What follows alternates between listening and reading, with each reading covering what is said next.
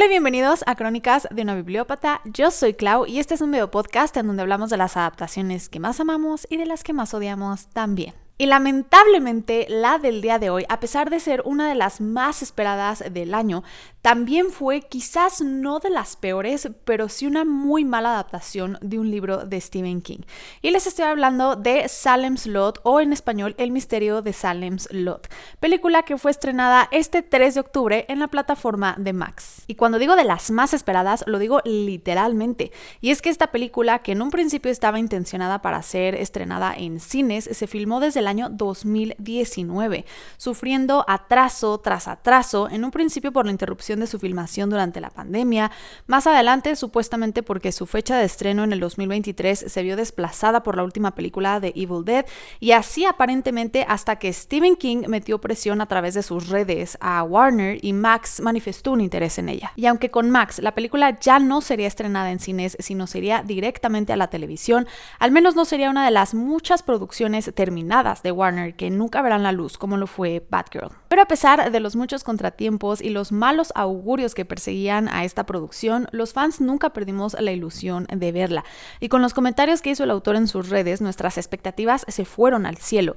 Y es que Stephen King no es precisamente el más fácil de complacer y no teme expresar cuando algo no le gusta. Así que cuando dice que Salem's Lot es una buena película y además no es vergonzosa, asumimos que mala no es. Y aunque usar la frase no es vergonzosa para referirte a que algo es bueno no nos deja con demasiadas esperanzas, al menos esperábamos algo aceptable. Entonces, ¿qué fue lo que pasó? Pero antes de adentrarnos en detalles y sin spoilers, Salem's Lot es una novela que sigue la historia de Ben Mears, un autor que regresa a su ciudad natal con la intención de hacer una investigación para su siguiente novela, misma que giraría específicamente en la casa de los Marsden, una vieja propiedad del pueblo famosa por una trágica historia y en la que Ben vive una experiencia traumática cuando es tan solo un niño, un recuerdo que lo perseguirá toda su vida. Sin embargo, cuando llega, descubre que la casa Marsden ya es habitada y entre sus residentes se encuentra un hombre llamado Richard Straker, dueño de un negocio de antigüedades en el pueblo llamado Barlow y Straker y cuyo socio Barlow se encuentra de viaje.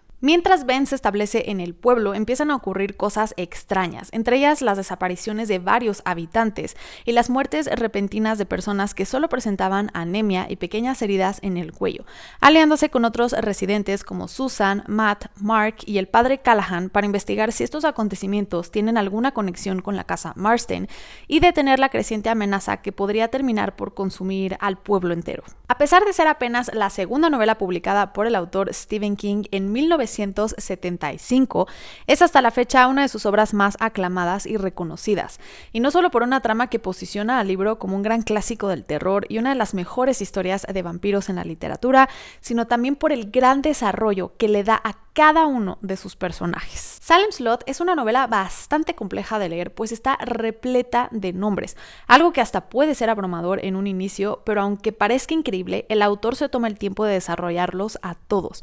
Ninguno está de sobra y al final todos tienen su razón de existir. Incluso el mismo pueblo funciona como un personaje por sí solo.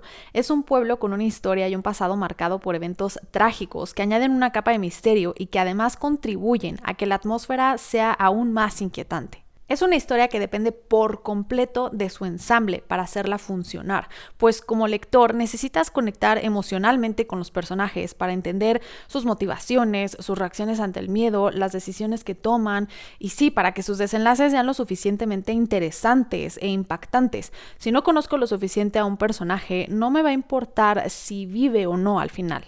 Y por esto es que esta adaptación no funciona, porque ni siquiera tiene la intención de explorar quiénes y qué hacen ahí estas personas y qué los ata entre sí. Esta nueva adaptación se siente como un muy mal resumen del libro y que muestra con una muy mala ejecución los eventos más importantes de la historia, pero con un ritmo tan acelerado que ni se molestan en explicar su razón de ser. Es simplemente un cúmulo de escenas de acción, una tras otra, que no llevan a nada y que ni siquiera sabes cómo te llevaron ahí. Y así con todas las conexiones entre los personajes y cómo desarrollan esa confianza y la complicidad de unirse en su lucha contra Barlow.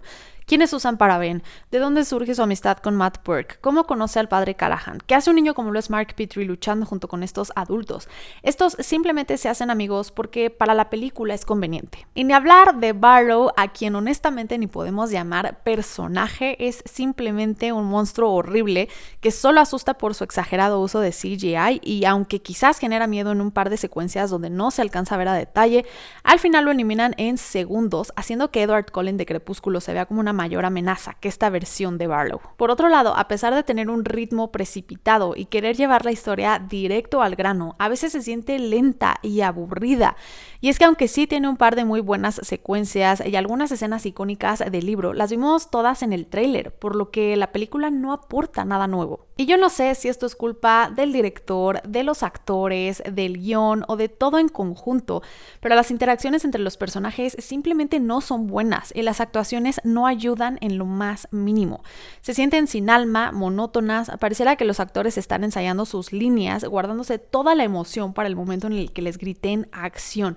Y si ni el elenco se siente comprometido con la historia, ¿qué pueden esperar de nosotros como espectadores? Como no quiero hablar mal de nadie en específico, ni siquiera me voy a tomar la molestia de hablar de cada uno de los actores y su trabajo con sus personajes, porque no hay ninguno que sea rescatable, empezando por Ben, interpretado por Louis Pullman, y Susan por Mackenzie Lee, quienes parecían hasta tener flojera de estar ahí. Se sabe que esta película tuvo, además de contratiempos, muchos cortes durante su edición, donde se perdieron muchas cosas. Incluso se rumora que existe un corte del director Gary Duberman que dura aproximadamente 3 horas y aunque no sabemos si algún día saldrá a la luz, con lo que vimos ya no encuentro ninguna razón para creer que esa versión sea superior.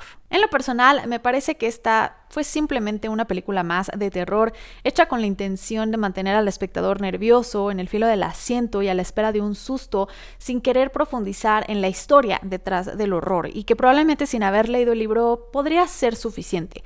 No buena, pero sí suficiente para una noche de películas de terror. Y sí, una disculpita por la negatividad de esta reseña, pero lamentablemente fue una película más hecha para explotar el nombre de Stephen King, algo a lo que tristemente ya nos estamos acostumbrando, y aunque amaremos por siempre al autor y siempre serán bienvenidas las adaptaciones de sus historias, espero de corazón que estas tomen un giro de 180 grados con las próximas adaptaciones de The Life of Chuck, dirigida por Mike Flanagan, The Long Walk y finalmente la serie Welcome to Derry. Si a ti te gustó esta película, no dudes en decírmelo en los comentarios. Recuerda que esta es simplemente mi opinión personal y que la experiencia de ver una película se enriquece cuando tenemos con quien discutirla. Reconozco que Salem's Lot es un libro muy complejo y adaptarlo no debe de ser tarea fácil, pero sí creo que si le hubieran puesto más corazón les hubiéramos podido perdonar mucho de lo que se tuvo que omitir. Pero bueno, esto es todo por ahora. Gracias por acompañarme el día de hoy. No olvides dejar tu like, suscribirte al canal y que me puedes encontrar en Spotify, en Instagram y en YouTube como Crónicas de una Bibliópata. Nos vemos pronto. Bye.